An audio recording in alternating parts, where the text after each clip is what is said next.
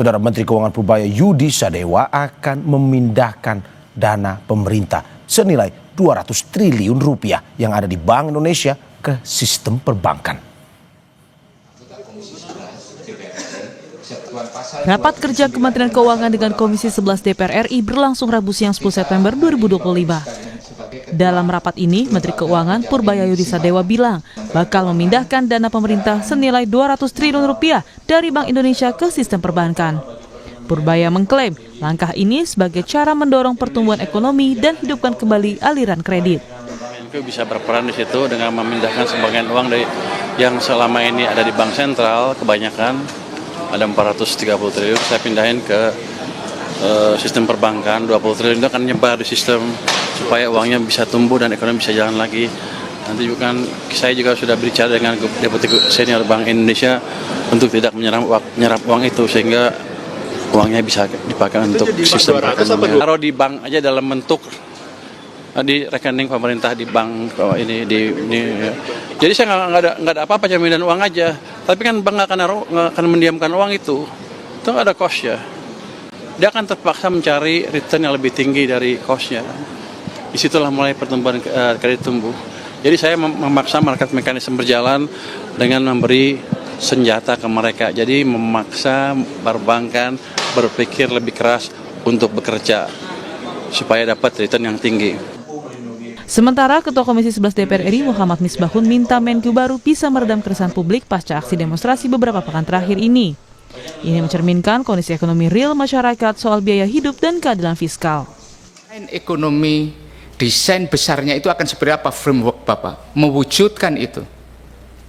Bagaimana kita keluar dari zona defisit ketika Pak Presiden dalam pidatonya, itu bukan sebuah retorik, Pak. Tapi itu sebuah keinginan seorang kepala negara untuk membuat APBN itu zero defisit. Mungkinkah? Itu. Ketika pertanyaan itu mungkinkah, siapa yang akan menjawab probability ini? Ya para pembantu presiden.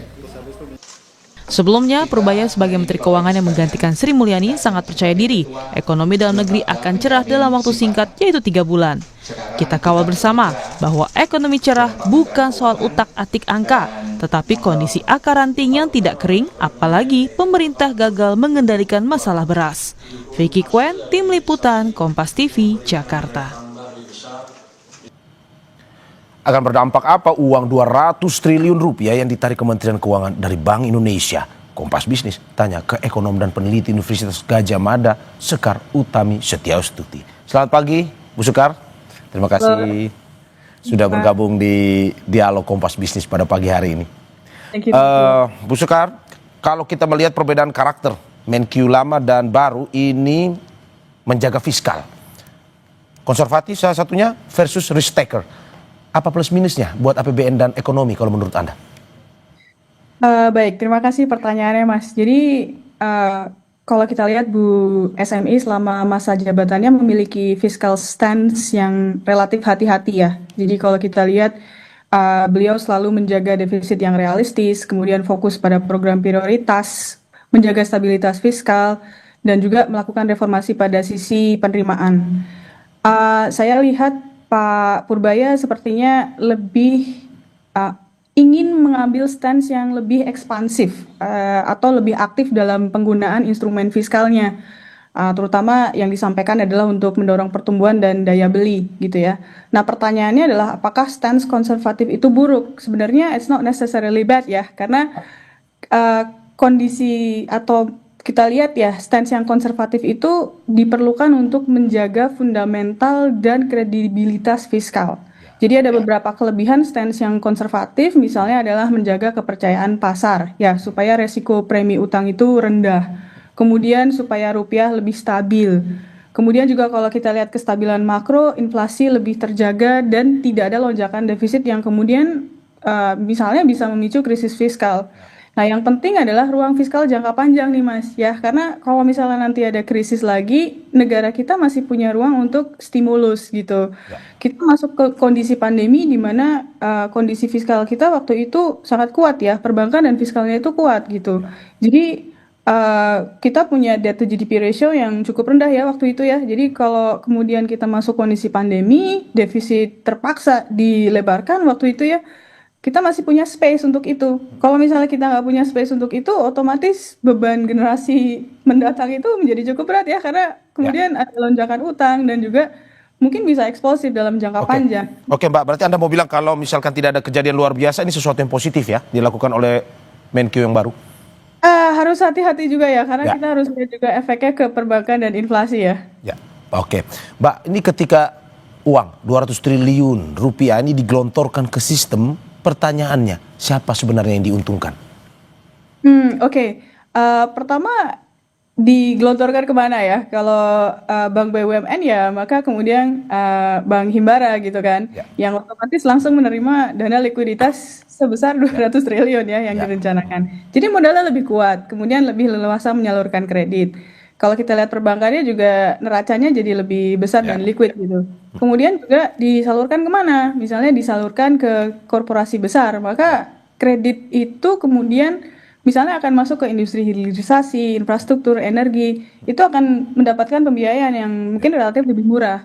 Nah, pertanyaannya adalah apakah kemudian ada perluasan penyaluran kredit ke UMKM? Ini penting ya, karena dalam prakteknya bank itu lebih sering memilih untuk menyalurkan dana ke debitur yang besar karena risikonya rendah gitu. Nah, BI sendiri sebenarnya sudah ada kebijakan yang namanya RPIM, Rasio Pembiayaan Inklusif Makroprudensial, untuk memperkuat inklusi keuangan. Tapi sebenarnya efektivitasnya masih cukup terbatas juga nih Mas, ya. Karena pertama menyalurkan kredit ke UMKM itu resikonya lebih tinggi. Kedua, ini yang paling penting nih. Kalau ada pelemahan pertumbuhan kredit UMKM yang kemudian itu didorong oleh si demand-nya ya, terutama kalau kita lihat daya beli masyarakat masih rendah, misalnya masih ada sikap kehati-hatian karena ketidakpastian ekonomi saat ini, maka ya loan demand-nya akan rendah gitu. Dan dari sisi UMKM itu mungkin juga nanti nggak akan terlalu efektif ya untuk mendorong inklusi keuangan gitu. Oke, oke. Dan juga kalau kita melihat Mbak, tadi Anda sudah mengatakan bahwa di tengah kondisi yang saat ini, benarkah likuiditas atau suntikan 200 triliun ini bisa nantinya merangsang sektor real? Oke, ini jawabannya bisa dan tidak nih Mas. Ya, tapi kita lihat dulu misalnya dari kalau kita lihat, oke, ada loan supply dan ada loan demand kan ya. Loan supply itu ketersediaan dana untuk dipinjamkan yang otomatis akan meningkat drastis kalau kemudian ada suntikan dana ke bank ataupun ke bank BUMN gitu. Nah, tapi kredit itu hanya akan mengalir kalau ada loan demand kan ya, dari usaha dan kemudian dari masyarakat gitu. Nah, kalau demand-nya itu rendah, maka kemudian ya itu tadi likuiditas yang berlebihan itu maka akan diparkir di instrumen yang aman seperti SBN atau SRBI gitu. Jadi sebenarnya pertama bisa meningkatkan aktivitas ekonomi kalau pertama mengalir ke sektor atau investasi yang produktif. Kemudian dana tersebut digunakan untuk capital deepening, jadi meningkatkan modal per worker gitu ya, sehingga produktivitas meningkat. Dan kemudian diarahkan ke sektor-sektor yang mendorong transformasi struktural, misalnya modern agriculture misalnya gitu ya, atau energi terbarukan, atau manufaktur, atau ekonomi digital. Ya. Permasalahannya adalah itu tidak akan berdampak kalau itu tadi misalnya digunakan untuk konsumsi atau misalnya hanya disalurkan ke korporasi besar. Ya. Jadi ada resiko dan side effect-nya juga nih Mas. Pertama juga kalau kita lihat misalnya bank ini nanti jadi kurang selektif nggak menyalurkan kreditnya gitu. Jadi kan ada resiko kredit yang muncul dari situ.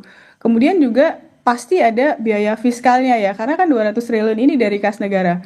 Kalau itu tidak efektif, ini adalah kayak a loss opportunity ya, kesempatan yang hilang untuk membiayai hal-hal yang penting, misalnya pendidikan, kesehatan, atau inovasi, research and development misalnya itu ada sesuatu hal yang kemudian nanti dikorbankan. Nah, saya penting nih Mas, kayaknya kalau kita lihat pertumbuhan jangka panjang, 8% itu easy to communicate ya, it's signals ambition. Tapi kalau kita lihat langkah yang diambil oleh pemerintah, MBG, KDMP itu sebenarnya masih kurang ya, karena fokusnya ke capital deepening. Sedangkan yang kita lihat membutuhkan jangka panjang itu pertumbuhan itu membutuhkan misalnya kenaikan total faktor productivity, inovasi dan R&D yang kuat, reformasi institusi, transformasi, kemudian integrasi ke rantai global gitu. Jadi ya masih debatable sih apakah efeknya positif jangka pendek, jangka panjang. Oke, oke, Mbak, tadi Anda sudah sedikit menyinggung bahwa di antara uang yang ditarik adalah saldo anggaran lebih atau SAL. Ini tiba-tiba ada shock atau kejadian luar biasa, apa antisipasi yang harus dilakukan pemerintah? Tapi sebelum Anda menjawab, kita saksikan usai jeda berikut.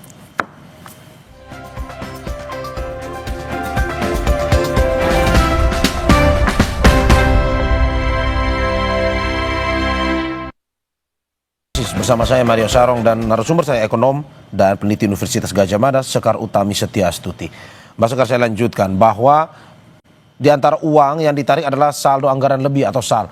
Kalau tiba-tiba misalkan ada shock dan kita tidak memiliki cadangan lagi, satu sisi mau nerbitin utang, utang yield, ini ternyata kadung tinggi misalnya, KRN pasar sudah mencium kegawatan itu. Apa sebenarnya antisipasinya?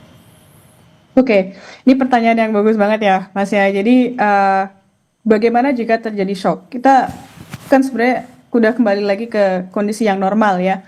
Nah, shock ini nanti penting karena misalnya terjadi shock dan tidak ada cadangan, maka pertama adalah defisit fiskal harus dilebarkan dan itu secara drastis ya. Seperti yang kita lihat waktu pandemi 2020. Jadi utang itu akan meningkat secara tajam. Dulu waktu tahun 2020 debt to GDP ratio kita, utang kita terhadap GDP itu relatif rendah gitu. Nah, kemudian otomatis nanti biaya utang akan naik. Ruang belanja itu semakin terbatas. Kemudian yang pasti adalah ada pemotongan belanja. Jadi program-program yang penting seperti kalau sekarang ada MBG, ada KDMP itu ya, itu harus tertunda. Jadi yang tetap jalan adalah pengeluaran yang sifatnya atau belanja yang sifatnya rutin gitu kan.